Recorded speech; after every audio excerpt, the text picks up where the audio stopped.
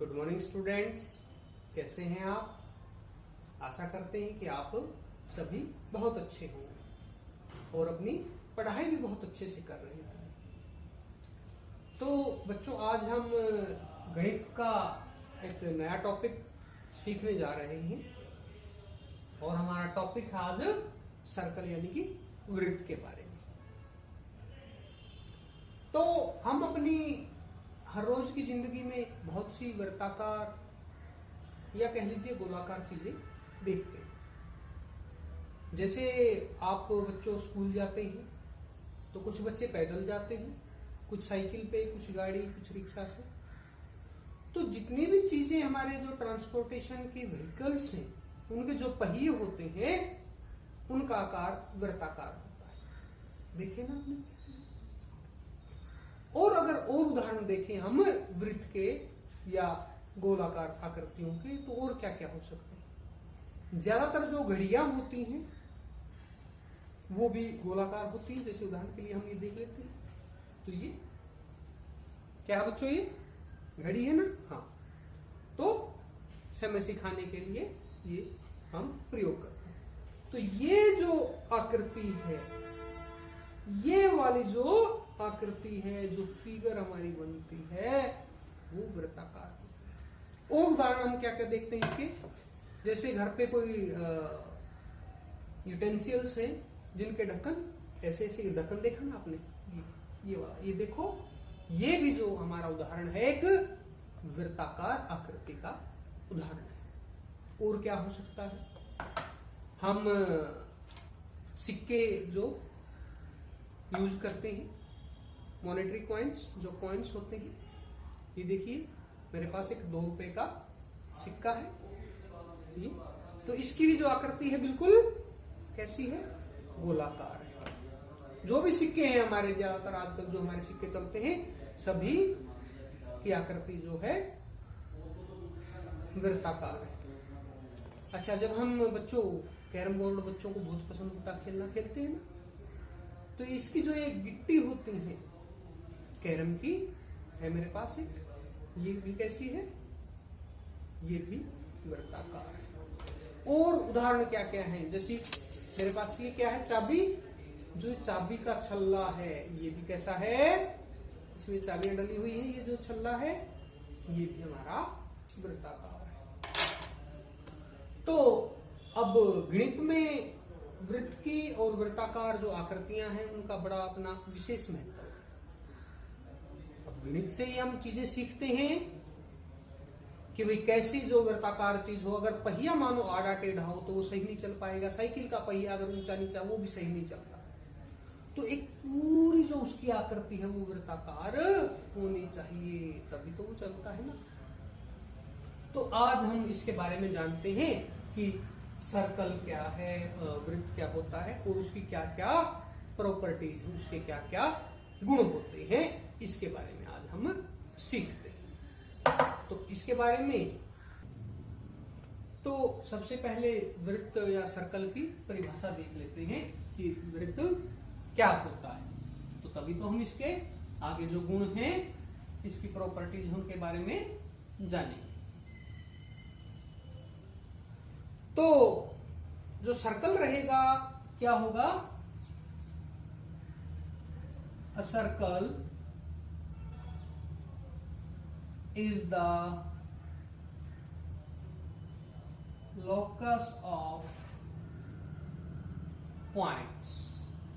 यानी कि जो सर्कल होगा वो एक पॉइंट्स का लोकस ऑफ पॉइंट्स के रूप में होगा। किसके रूप में होगा? लोकस ऑफ पॉइंट्स के रूप में। और ये सारे के सारे पॉइंट्स क्या होंगे? Equidistant from a given point. माने वृत्त वह होगा, सर्कल वह होगा, that is locus of points, यानी कि पॉइंट्स हैं जो कि इक्वी डिस्टेंस है, समान दूरी पर है। कहां से? From a given point. और ये गिवन पॉइंट क्या होगा? उसका केंद्र होगा। क्या होगा उसका? केंद्र होगा। तो एक बार फिर से इसको जान लेते हैं कि वो कैसे। तो इसको एक बार हिंदी में दोबारा जान लेते हैं कि क्या होगा वृत्त।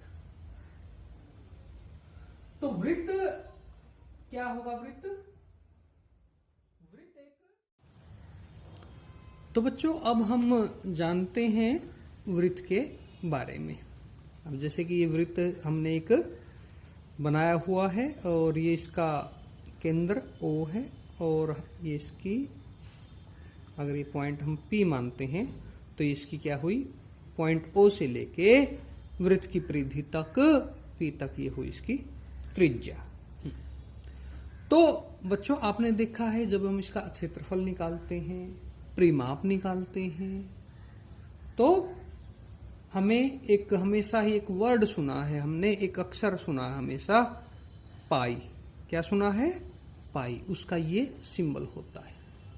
ये एक ग्रीक अल्फाबेट है, ये एक ग्रीक अक्षर है जिसको हम कहते हैं पाई। तो पाई क्या है?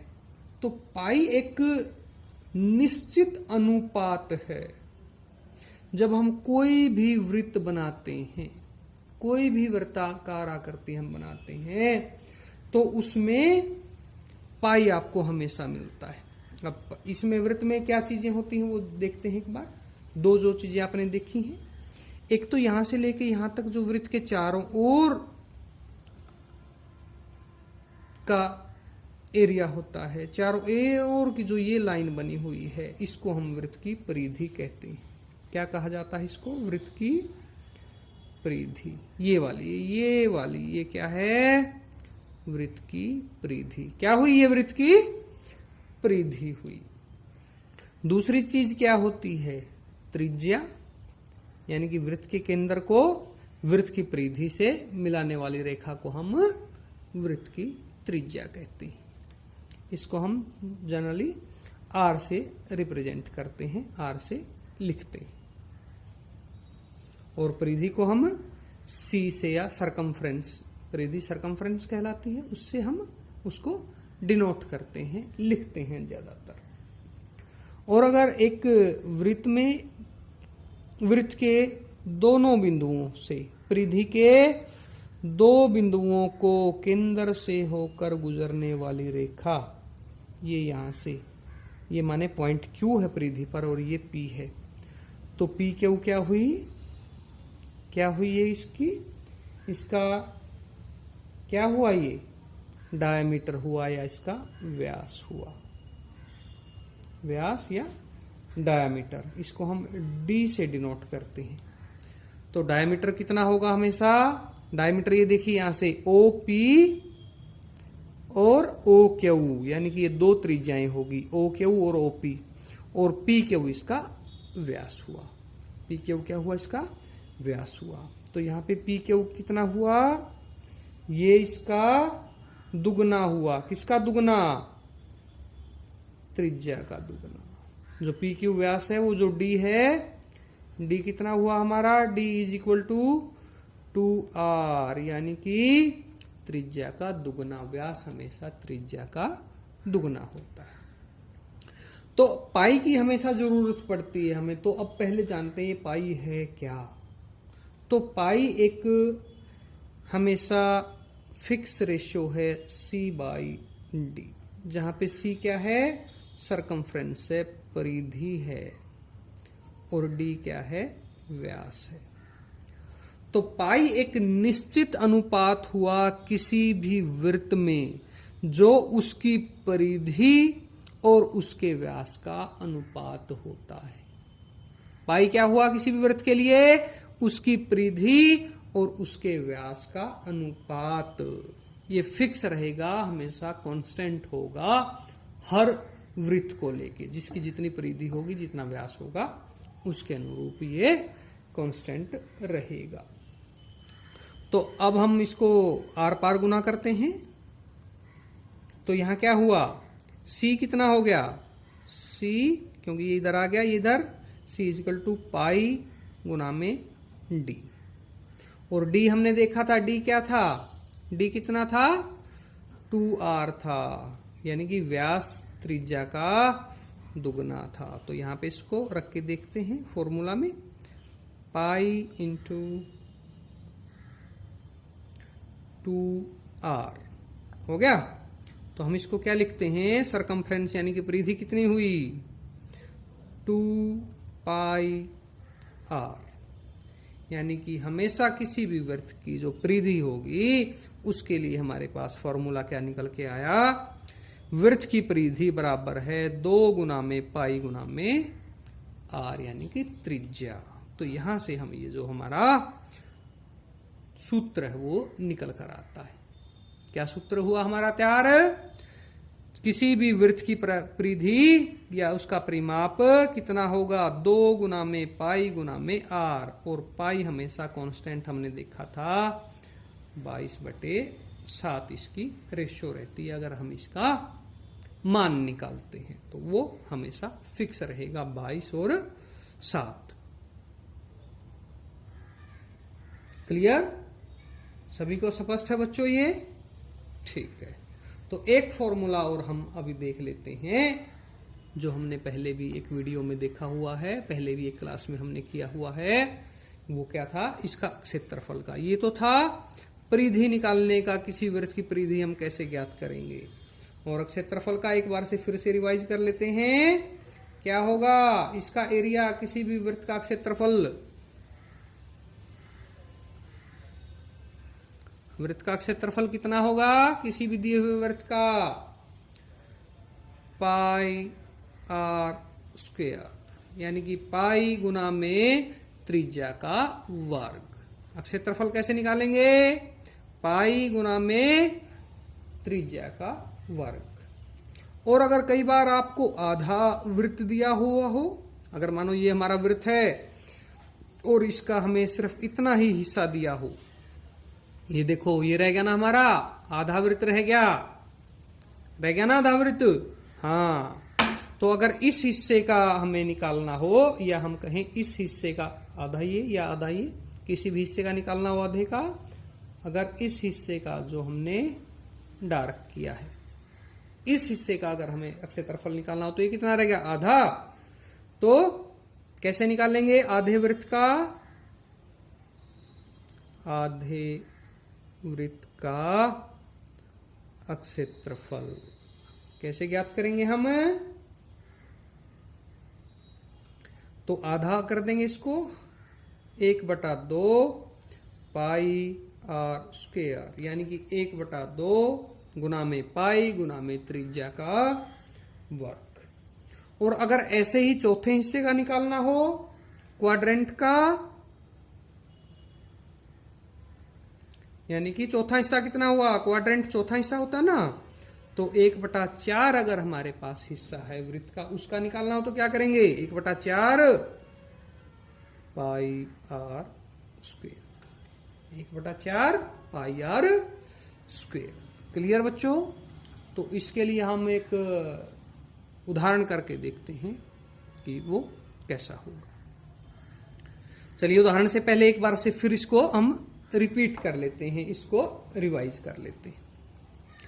ये हमारा एक वृत्त दिया हुआ है, ओ जिसका केंद्र हुआ, OP हमारी त्रिज्या है R है, यानी कि इस त्रिज्या को लेके ये वृत्त खींचा गया है।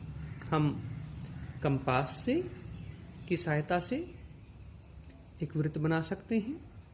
ठीक है, ओके। तो पाई हमेशा किस चीज का रेशियो रहता है, वृत्त की परिधि का और उसके व्यास का, यानी कि उसके डायमीटर की हमेशा अनुपात में वो चीज रहती है हमेशा ही। ठीक है, तो यहां से आर पार गुना करने में क्या हुआ, C बराबर है पाई इंटू डी। तो C यानी कि circumference of a circle is equal to pi into 2r।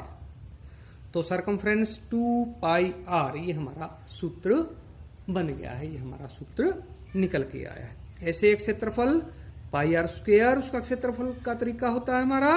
और अगर आधा वृत्त हमें दिया हो, आधे वृत्त का क्षेत्रफल ज्ञात करना हो तो आधा हो गया, आधा मतलब 1/2। तो 1/2 गुना में पाई गुना में त्रिज्या का वर्ग, और ऐसे ही अगर चौथा हिस्सा दिया हो तो हम पाई आर स्क्वायर हमारे पास पहले ही है, उसका 1/4 हिस्सा हम कर देंगे, उसको चौथा हिस्सा हम करेंगे, वो क्वाड्रेंट के रूप में हो जाएगा। तो क्लियर है बच्चों सभी को? वृत्त और वृत्त से जुड़े हुए हमारे दो कंसेप्ट, दो हमारे मूलभूत इसकी वो चीज है। तो वृत्त से संबंधित बहुत सारे और भी हमारे सवाल आते हैं, प्रश्न आते हैं कई प्रकार के, तो वो भी हम इसको हल कर सकते हैं। इससे नेक्स्ट क्लास में हम अगर दो वृत्त आपको दिए हुए हों, उनका क्षेत्रफल कैसे ज्ञात करेंगे, कैसे उनका वो करेंगे, वो हम अगली क्लास में करेंगे। तब तक बच्चों आप ये जो फार्मूलाज हैं, जो सूत्र हैं, वो आपने अच्छे से ध्यान करने हैं, अच्छे से लर्न करने हैं। तो बच्चों तब तक के लिए आप सभी को मेरा नमस्कार।